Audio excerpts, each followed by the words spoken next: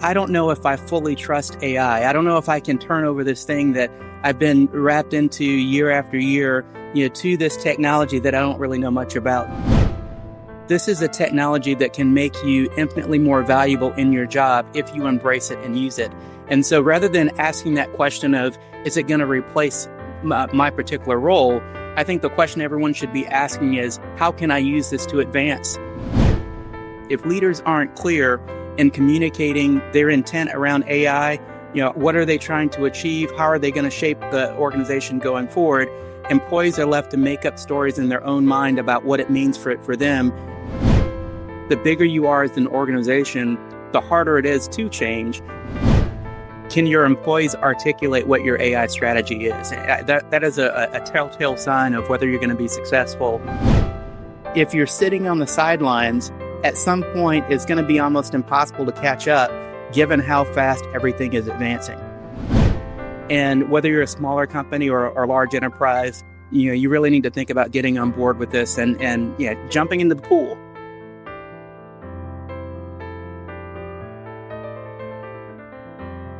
Hello and welcome to another episode of Auto Care Indicators on Air.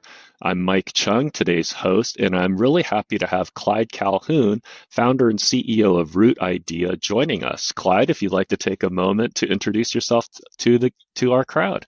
Sure thing. And Mike, thanks for having me on the program, and hello to all of your listeners as well. Again, Clyde Calhoun, I'm the CEO and founder of Root Idea. Our company helps our clients really accelerate business outcomes leveraging AI. And you can think about that as really applying AI to the biggest problems that matter. And so we support that from a technology deployment perspective. So everything from workflow automation, AI agent build out, tech stack modernization, all the techie stuff. But then we also do the work outside the algorithm. So everything from AI strategy, policy and governance, change management, risk management, and of course, custom training and basically applied AI in terms of team implementation. So all the things that you need to be successful. And we've had the opportunity to work with both small companies and Fortune 500 alike, public and private. The cool thing about this space right now is that everybody's trying to understand how they can best take advantage of the technology. And so this is an exciting time for us and exciting to be here today. Clyde, thanks for that introduction. It sounds like you've worked with a range of companies. You said from Fortune 500 to smaller companies, and I'm guessing across industries too. Is that right? Very true. So, we've covered traditional manufacturing companies in building and construction to financial companies in the service sector, a range of companies. We have not played specifically in the auto care segment, but I'm excited about really understanding the opportunities there and really connecting with folks in that space as well. Thank you, and terrific to hear that. So when I hear a phrase like workflow automation, I'm just kind of curious, can you give me a couple of examples what that might look like across whether manufacturing or services? Yes, I think a great example of that is you think of most companies that they have their month-end financial closing process. And a lot of times they have some, quite a few people engaged with, doing all the accounting reconciliation, all the, cross transfers and all of that stuff.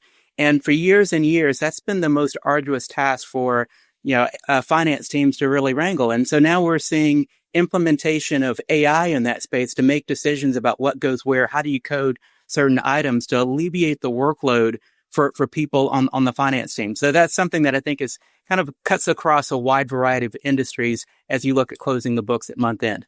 Thanks for that example. And can you tell me what some of those challenges and hurdles could be? Yeah, I think the biggest thing scenario? is, getting people comfortable, number one, with the technology that, because there's this sense that, hey, I don't know if I fully trust AI. I don't know if I can turn over this thing that I've been wrapped into year after year, to this technology that I don't really know much about. So there's overcoming that hurdle, first and foremost. But then the second challenge is, taking that time to actually train these models to be very good at those responsibilities and getting them comfortable with the information. And that part takes time because oftentimes you end up with a dip in performance before you see it improve because, this is a learning technology. And, oftentimes it is worse before it gets better. And then the third thing that I think is crucial as well is, working with the data, because most organizations have real challenges when it comes to the quality of their information. And there's some work on the front end as well with getting that cleaned up to a state where you can start using it for training and developing these models that can take over and really automate processes.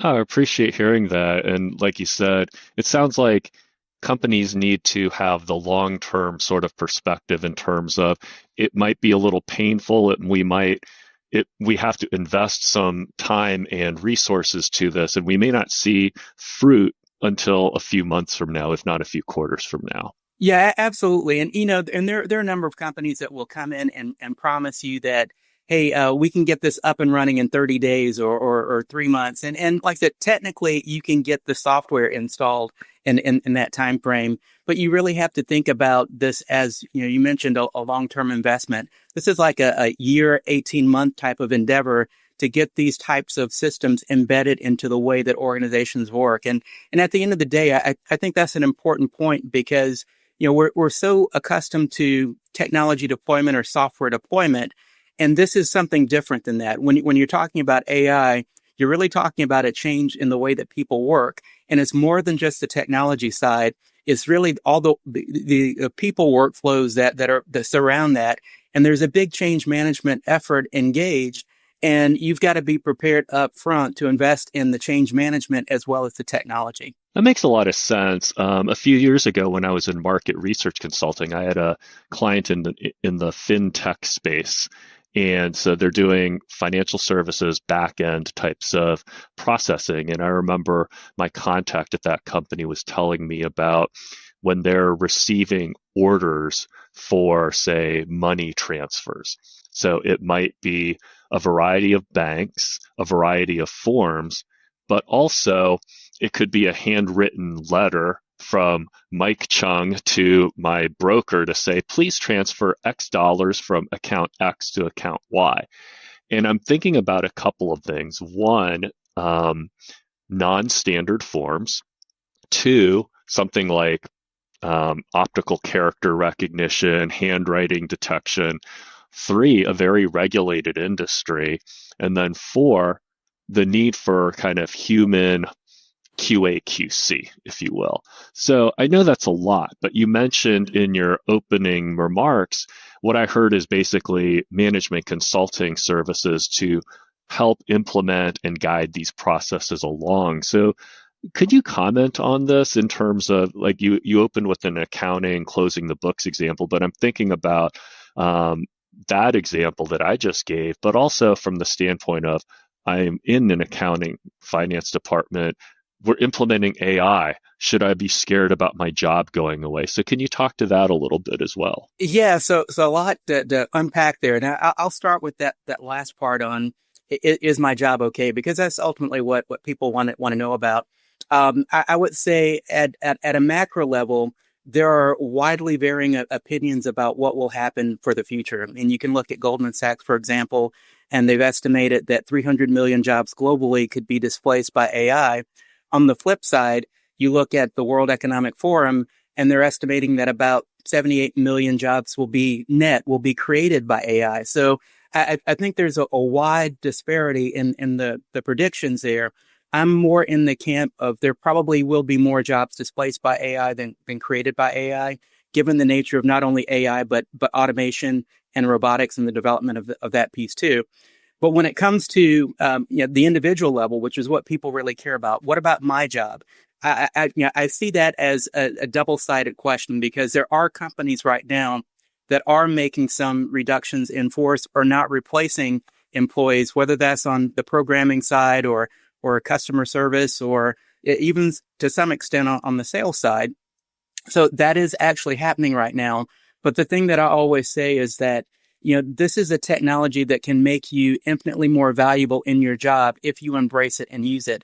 And so rather than asking that question of, is it going to replace my particular role? I think the question everyone should be asking is, how can I use this to advance my work and my career and be more valuable to the company, because it has great potential to do that. Interesting thing related to that piece is that employees are finding it to be very productive as well.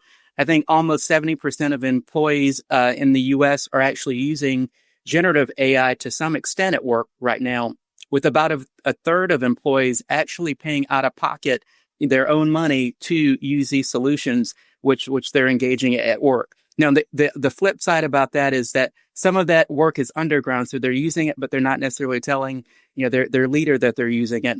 But nevertheless, they're seeing great value in it. And so, circling back to your point on the data and what happens there. These systems are getting better. They're getting better at interpreting and inferring data. And so where you've got these systems with different types of information in different formats, they're getting better and better at being able to bridge that gap. And as these application program interfaces are continuing to develop and you start having more agents talking to agents as well, we're going to be able to bust through it where there's a lot of manual labor right now and reconciling some of that data.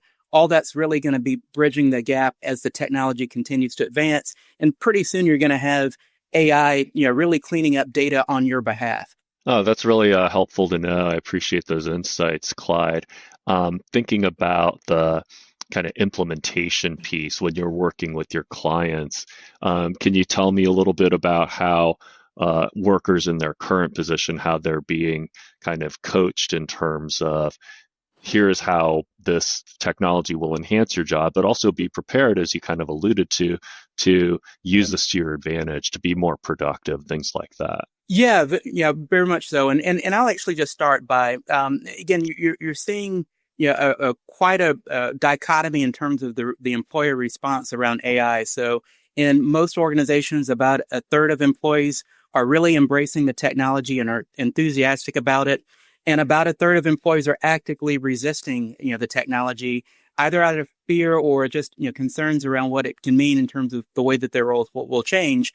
And what we're seeing is that not enough companies right now are really being clear from a leadership perspective on telling their story about how AI is going to transform the organization. So as we work with our clients, a lot of our focus up front is really on the strategy piece, because if leaders aren't clear in communicating their intent around AI, what are they trying to achieve? How are they going to shape the organization going forward? Employees are left to make up stories in their own mind about what it means for them. And almost all those stories are negative just from the way that people are generally wired. So we work with them on that. And then, of course, the other thing, too, in terms of implementing AI is really focusing on employee training. And we do a lot of work as well with function-specific training around AI. Because it's not enough just to kind of roll out just the general training across the organization. If, for example, on the operations side, you don't necessarily know how to apply AI to solve overtime or inventory issues or, production, efficiency issues. That's a different way of using these AI tools versus someone in sales that needs to know how to do customer segmentation and generate insights and look at lead qualification and those types of skills. And so very much so, we engage with our clients on building out exactly what's needed in each area so that AI becomes part of the way that teams are working naturally. This is a little bit of a related question, I think. And so I asked about like service companies. We gave some examples of kind of financial professional services and accounting, for example, and banking transaction. I'm thinking about manufacturing or automotive aftermarket.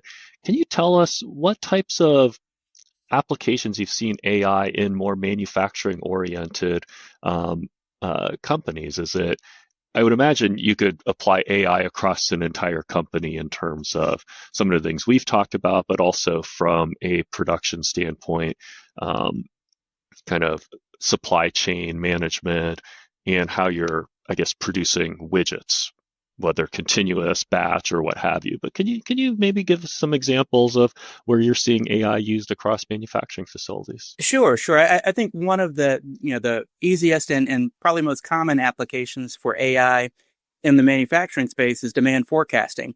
And, we all know that the better that you're able to predict, what's needed for any given operation, you're able to manage your inventories much better and meet the expected demand.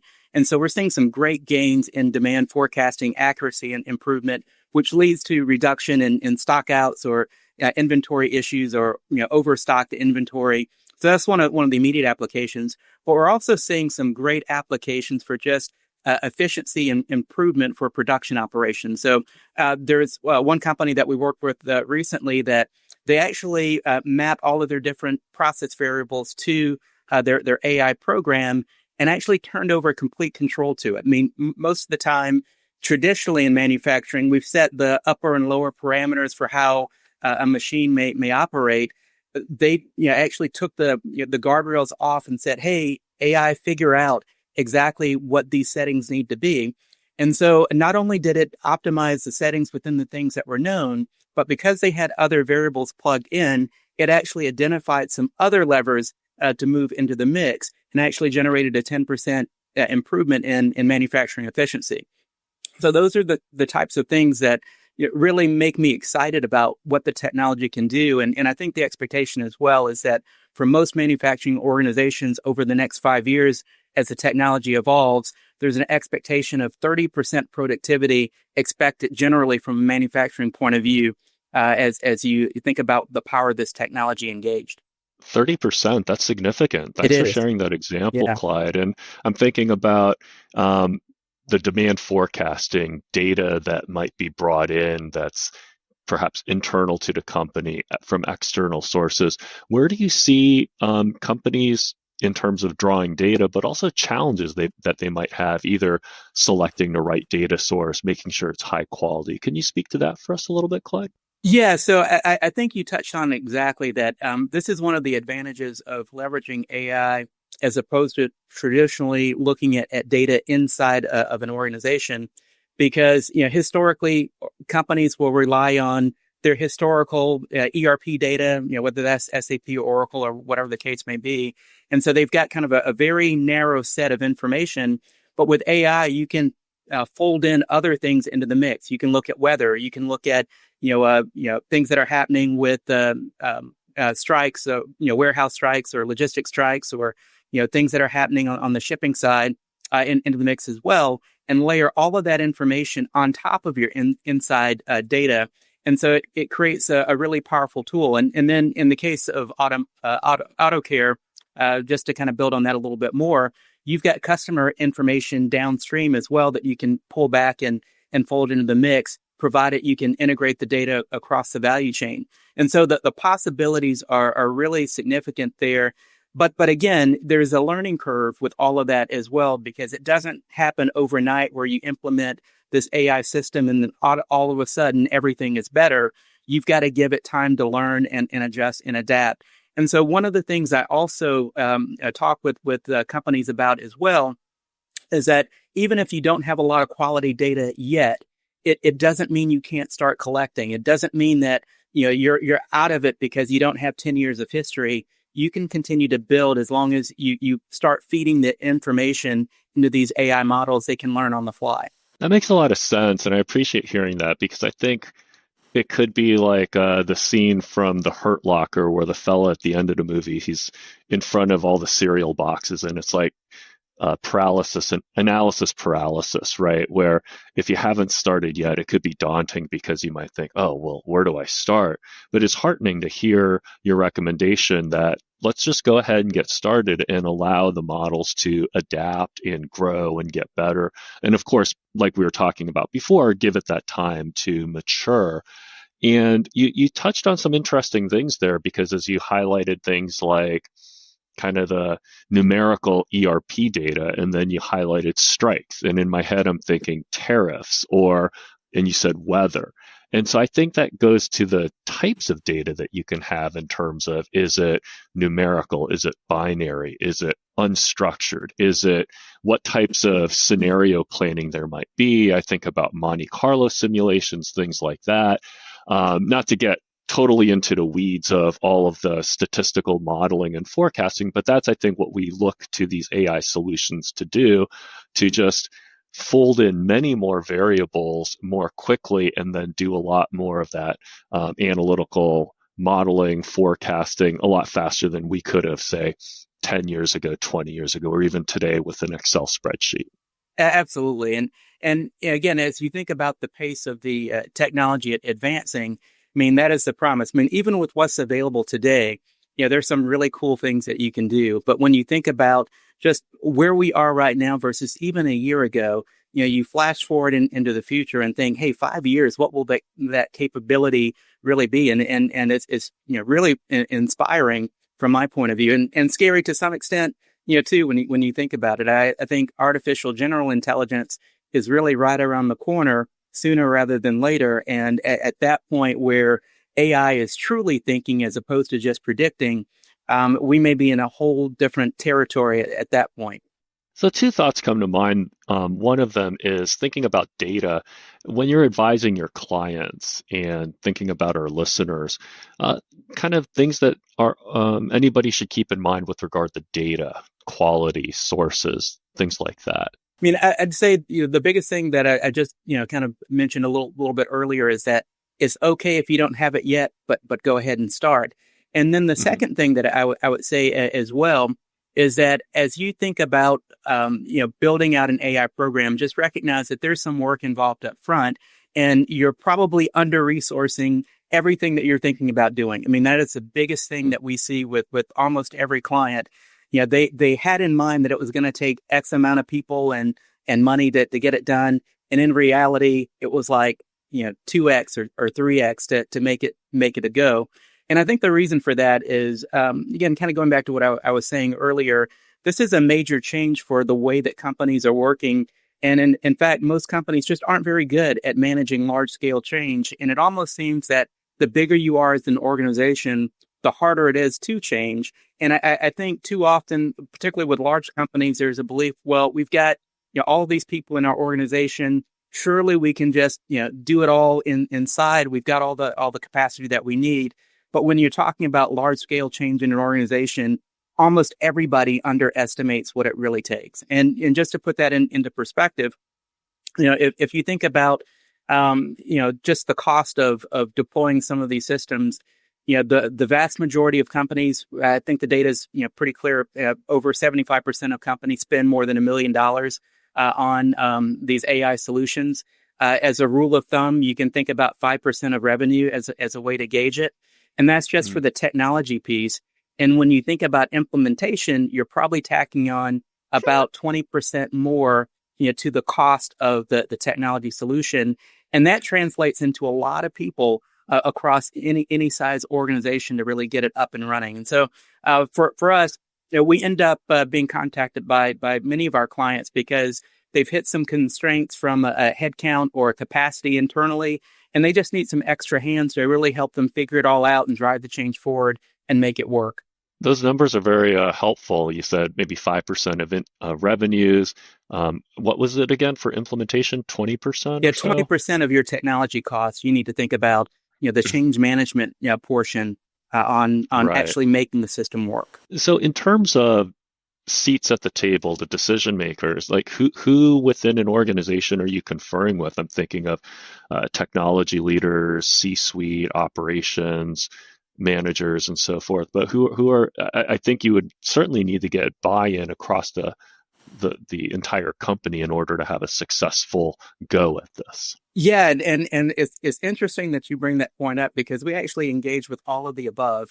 And, it's very interesting that there's a lot of conflict within organizations now when it comes to AI and who owns it. I mean, because in many organizations, the IT team is kind of driving the show. But, when you think about it, where else does IT really drive business strategy? So it's almost kind of disconnected it to some extent. There was actually a writer survey from back in March that indicated that 2/3 of CEOs expressed the view that friction between departments around AI is creating a major headache for them. With some of them even stating that it's kind of tearing the company apart because you do have these competing factions. But the data is also pretty clear that the best performing early adopters are those that actually work collaboratively across the breadth of C-suite functions to really get clear on their AI perspective and drive the organization forward. And we see that very much in the clients that we've worked with as well. One of the things that we've done recently, we do a lot of strategy days with executive teams, and the intent's not only just to kind of map out exactly where the organization needs to go, but also to bring that alignment across the different functions and clarity around, who's making decisions about this, who's going to own it. As we've got these use cases that come up, who's going to make the call on where we prioritize, because without that clarity and alignment, it's hard for AI initiatives to be successful.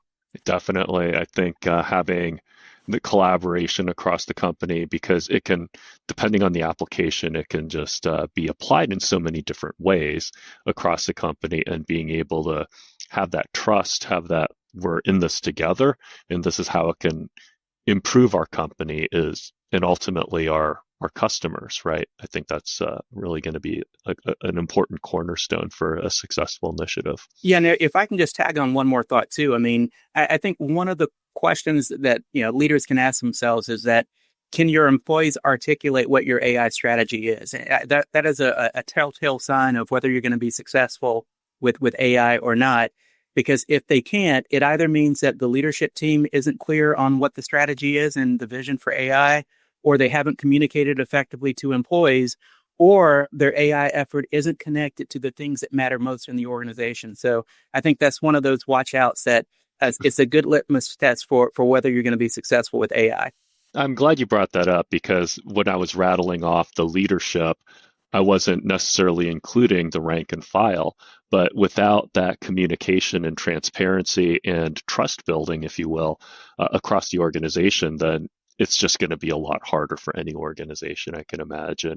And just like another question about that, because I can imagine where listeners might think, okay, well, what does it take to get started? You touched on it a little bit, but I'm thinking about the types of services that your company provides, and it sounds as much management, change management, organizational kind of consulting as it does the technology provenance. But can you highlight? Can you speak to that, Clyde? Yeah, and I think you're spot on with that, because most of these AI initiatives don't fail because of the technology itself. I mean, because at this point, I mean, the technology is actually pretty well advanced, even as it continues to get better and better. But they fail because of all the things that are traditional leadership change management issues. It's not having that alignment across the leadership team, or not communicating and engaging employees. It's not really educating and empowering employees to use some of these systems. Those are the types of things that typically break down. And so when we engage with clients, we do a lot on the front end of just getting feedback from employees. We do a lot of focus group and survey work to get the pulse for how people are thinking about AI in the organization. What are the cultural norms, or how do people feel about change and innovation? What's the perspective on leadership? And all of that feedback is very helpful in terms of crafting a change management strategy that you can execute AI effectively. And so we do a lot of work on what we call the work outside the algorithms. But it's the way that you really generate results. And we found that to be very successful. The average return on investment for these types of or AI done well is around 40%, which is huge when you think about it.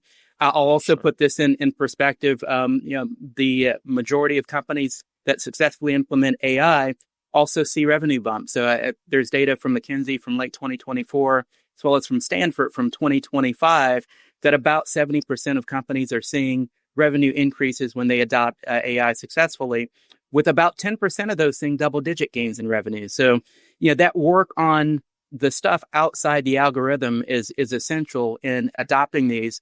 But it also starts with implementing AI on the problems that matter most. And sometimes it takes us working with clients to get them to see the most important things. Just to give you an example of that, we actually worked with a Fortune 500 company that they'd actually had a couple dozen proof of concept pilots ongoing in the 18 months prior to engaging with us. And we started working with them. We did a strategy workshop, and then we did some follow-on work with their leadership teams. But we ended up identifying two specific areas that were going to improve their financial results with AI. That turned out to be pricing optimization and demand forecasting. And for all the 24 plus pilots that they were running, none of them touched on pricing optimization and demand forecasting. So they had a lot of activity, but they were working on the wrong things. And so Hmm. that was really kind of the aha for them that, hey, we really need to be clear and intentional about applying AI to the things that matter most to the organization. Fascinating. Thank you for that overview. A little bit ago, you mentioned kind of the state of the art now and how the technology will improve by leaps and bounds in the next year and then the next 5 years. What's going to make that possible? Is it the models getting better? Is it people doing better querying? Is it more data? Is it more horsepower in the infrastructure on the computing side? What kind of things will contribute to increased technology performance? Yeah, so I think it's going to be a combination of all of those things. When you think about the size of the data sets that these models are being trained on, those continue to get bigger and bigger. The compute capability continues to grow. So just the technology itself, and then there's also the development of new types of models. On the generative side, we're probably most familiar with large language models as being kind of the default over the last several years. But there are new variations of that in terms of how these systems are working that offer the ability to go beyond the level of prediction today and really start to make that transition into general intelligence. And then, of course, the hardware systems like quantum computing kind of layered in there as another lever that may take us to a different place in capability. All of that is rolled into it. So I'm very excited about where this is headed and how quickly it's headed. And it's kind of to the earlier comment that you made.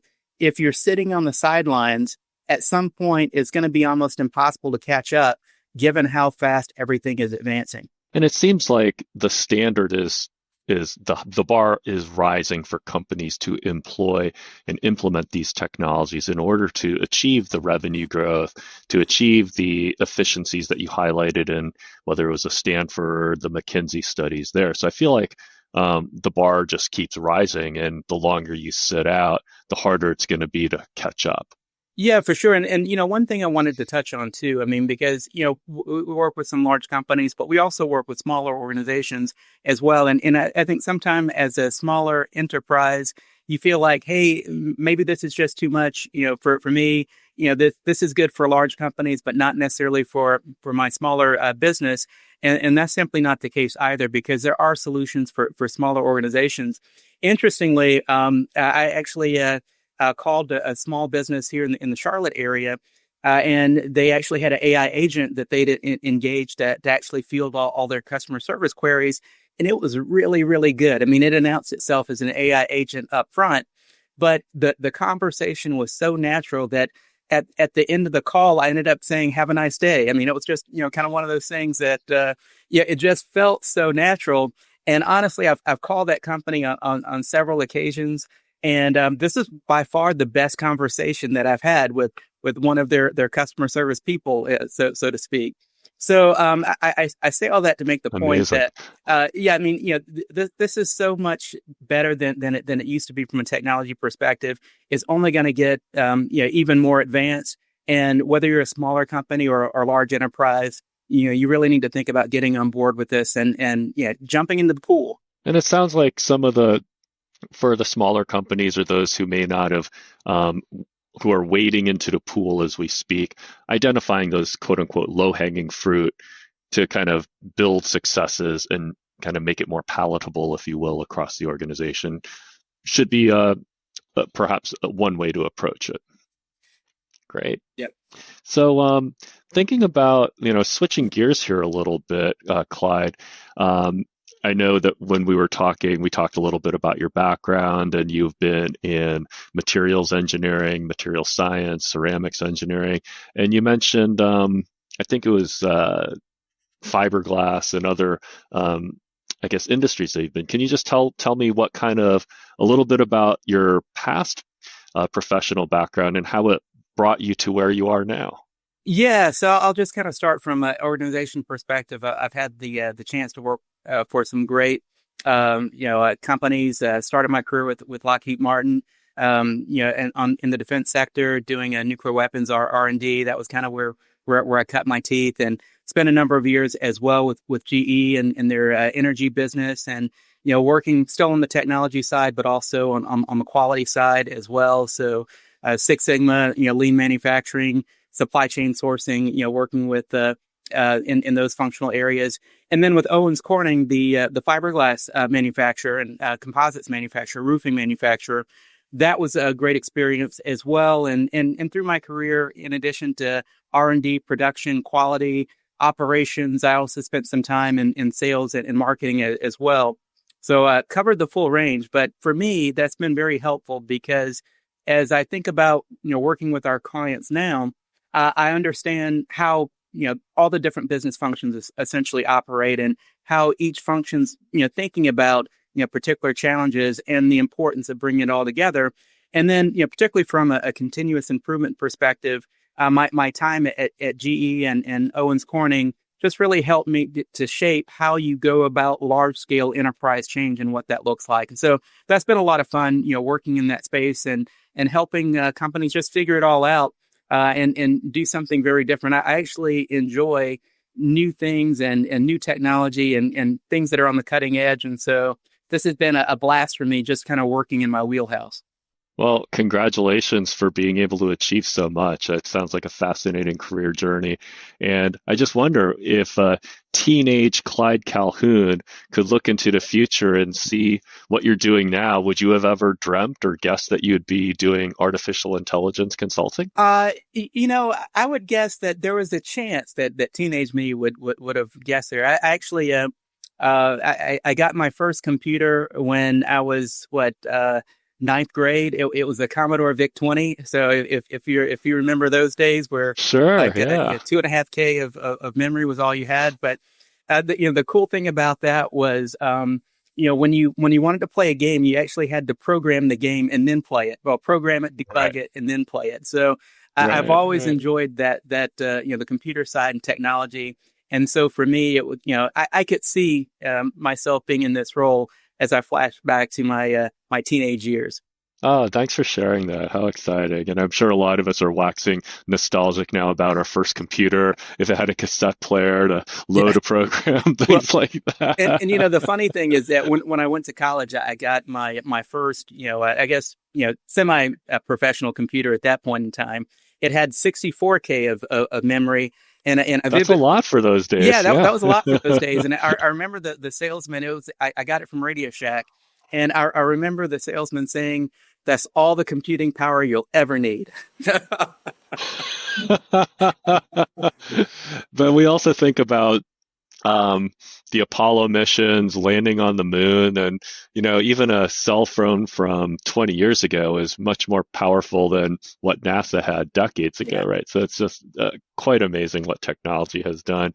And when we started before we got on air, you talked about Toledo, Ohio, and lived in Toledo for a bit of your career and life, it sounds like. Am I remembering that correctly, Clyde? That's correct. So Toledo, Ohio, the Glass City. So I spent about a dozen years there. And I'm originally from South Carolina, but spent some time there in the Midwest.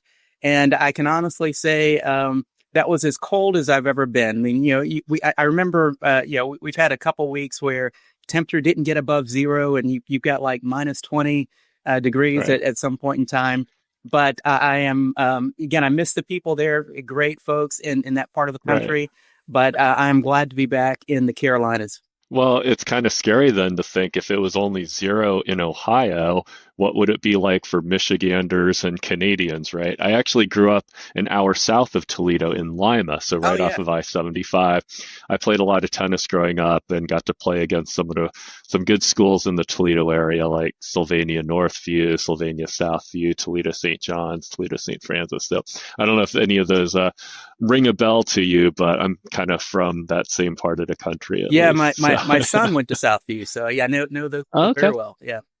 Yeah, great. That's wonderful. So, Clyde, it's been such a pleasure having you on our broadcast, and thank you so much. Is there anything else that our listeners should be keeping in mind when they're thinking about AI solutions?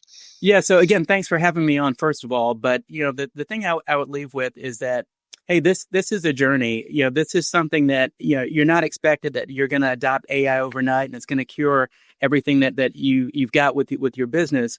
But it is important that as a business leader that you get it into the pool and test it out. And so again, we've had a lot of great fun, helping our clients do that. And so always here if support is needed. Terrific. And, we just passed Independence Day. I hope you and your family had a wonderful 4th of July.